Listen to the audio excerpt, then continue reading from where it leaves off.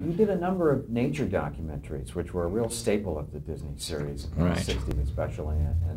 And for example, one of the ones you did, I think, is pretty famous, and it's called One Day at Teton Marsh.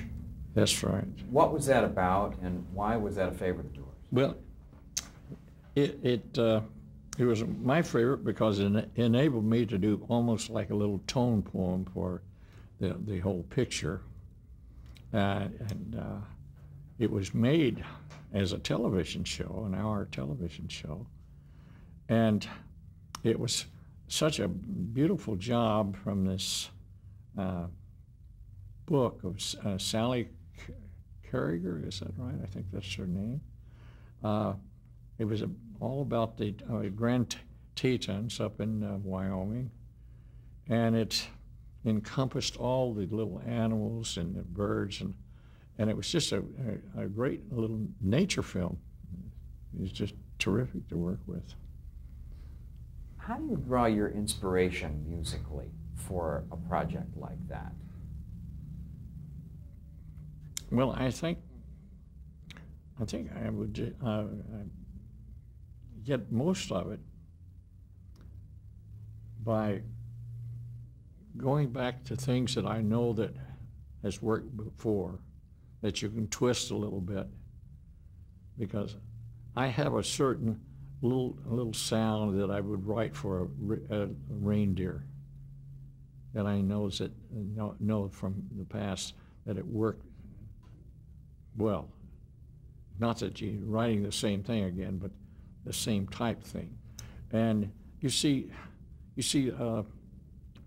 like little birds, or even little bugs and ants and things. You know that can be kind of cute and lively and bright and busy, and so you get little formulas that work well for that. And then if you get real lucky, you can work a theme that you can encompass these different moods and still be playing the same theme. How were you guys assigned, you composers assigned? I mean, who would make the decision as to let's give Buddy One Day at Teton Marsh, but let's give Paul something else? Who decided that? Usually the director.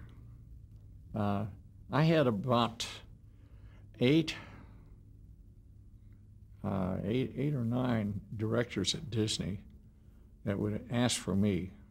In fact, one of them, Jim Algar, he would wait until I would get off a project before he wanted to give it to anyone else, which was very flattering, because some of my best work I did with him, I think. But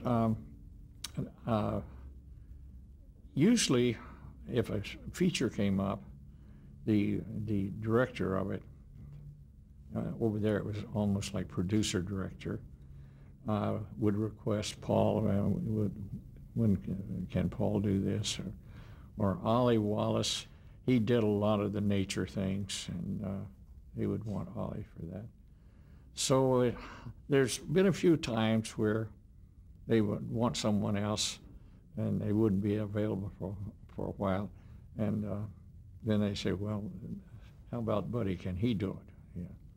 So we passed it around. It wasn't that I would do it any better or worse than anyone else. It was just the time element.